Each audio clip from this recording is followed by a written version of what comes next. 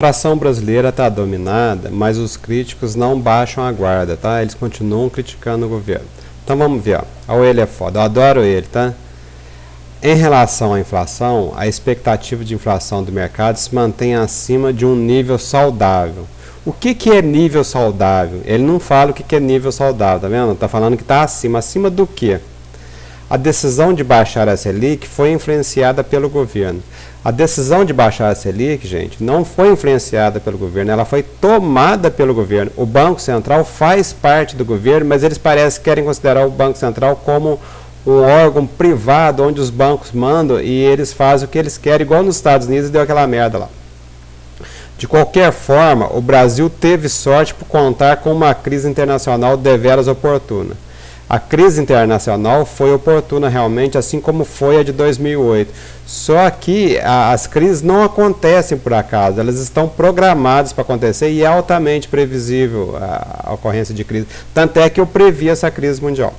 Não foi mérito do governo Dilma, obviamente.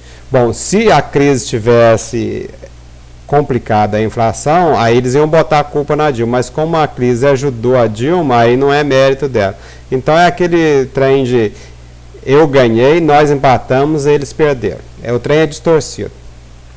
Mas quando o salário mínimo subir acima da inflação no próximo ano, aqui ele está confessando que esse ano ele já perdeu, então ele já está puxando a briga para o ano que vem. Aí, meu caro, salve-se quem puder. Como já se não soubesse que a economia brasileira sofre de um mal chamado indexação. A indexação, gente, foi na época da hiperinflação. No momento não tem mais indexação. Só quem viveu a hiperinflação como eu, eles estão reclamando que a inflação está acumulada em 7% ao ano. Isso aqui na minha época era 2, 3 dias de inflação. A inflação era 3% ao dia. O que importa, como sabemos, são as expectativas racionais. As expectativas racionais aqui não importa nada.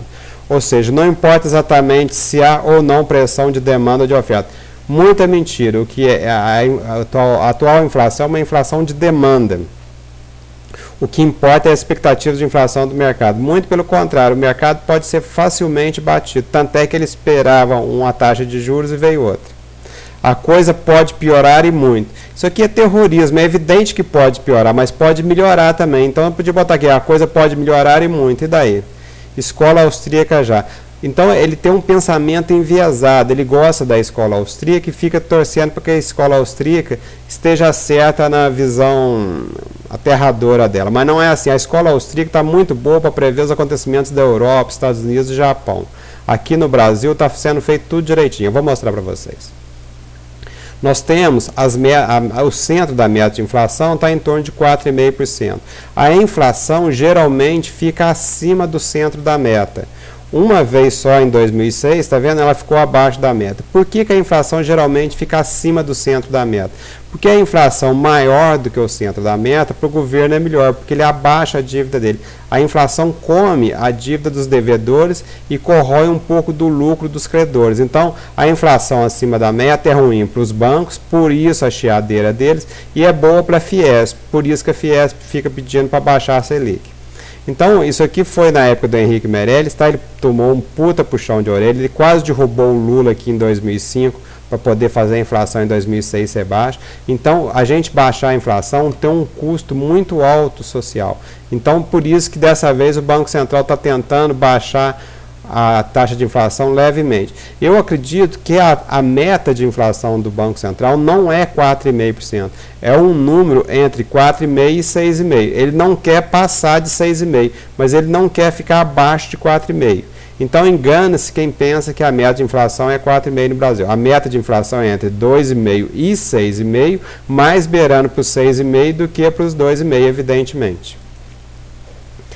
Mas por que a inflação está 7,12 acumulada em 12 meses e vai fechar o ano com 6,5?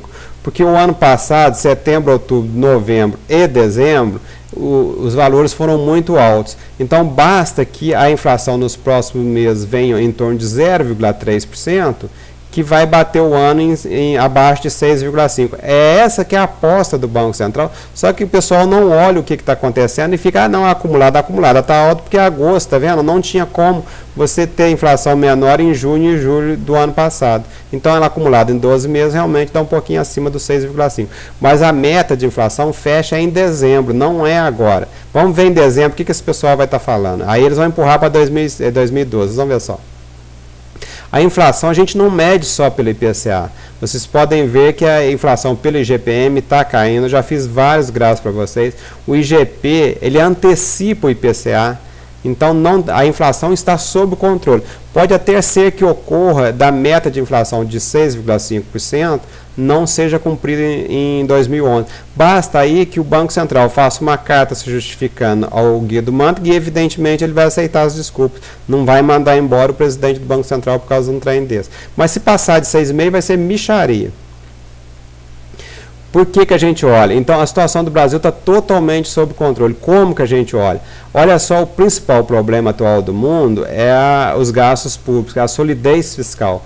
Então, o Brasil realmente, depois que fez o Plano Real, ele não tinha solidez fiscal, ele ancorou as expectativas inflacionárias no câmbio, ele valorizou demais o real, deu um problema cambial em 99 e ele automaticamente virou a mão, tá vendo? Largou a mão da âncora cambial e passou para a âncora fiscal. Então, esse superávit primário aqui está totalmente tranquilo, totalmente seguro. Só em 2009, com a crise que baixou um pouquinho. Então, com o Fernando Henrique, ó, com o Fernando Henrique antes do Lula, não é culpa do Fernando Henrique não, tá, gente? É porque a situação melhorou muito. O déficit, o resultado nominal estava com a tendência para baixo e agora está com a tendência para cima. Então, está totalmente tranquila a situação fiscal no Brasil. Ao contrário do pessoal da escola austríaca que fala, escola austríaca funciona, funciona, mas para a Europa, Estados Unidos e Japão.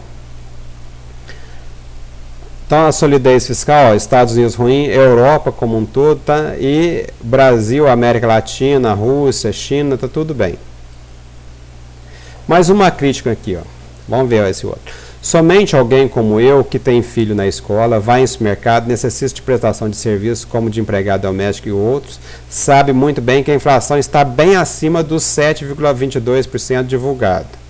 Então, todo brasileiro tem a noção de que está sendo passado para trás e que a inflação é acima da medida. Ou será que estou vivendo em um país totalmente diferente da maioria dos brasileiros? Então, essa é a noção geral, mas engraçado que tem um trabalho científico divulgando justamente o oposto. Qual que é o trabalho científico? É esse Working Paper 06275. O mito da estagnação no Brasil, do crescimento da renda, tá? O que fala esse paper? Então, esse paper fala que o crescimento, foi de 1987 a 2002, ele foi cerca de 4,5% e não de 1,5% na renda, tá? A média do brasileiro, conforme foi medido. E por que ele acha que a renda foi maior? Porque a inflação foi medida de maneira errada. Então, a inflação brasileira ela foi 3% abaixo da medida. Então, é bem provável que, no momento, a inflação brasileira também esteja sendo medida para mais, eu acredito que em torno de 1% ao ano. Então, essa noção de que a inflação é acima da medida é totalmente o contrário que está acontecendo. Basta que vocês estudem. Eu vou botar o link desse working paper lá para vocês olharem direitinho.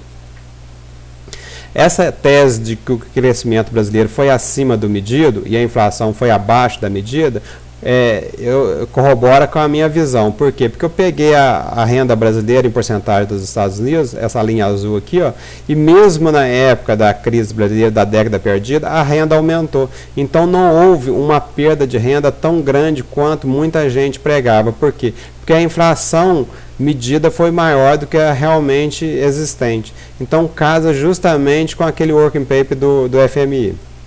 Falou, moçada?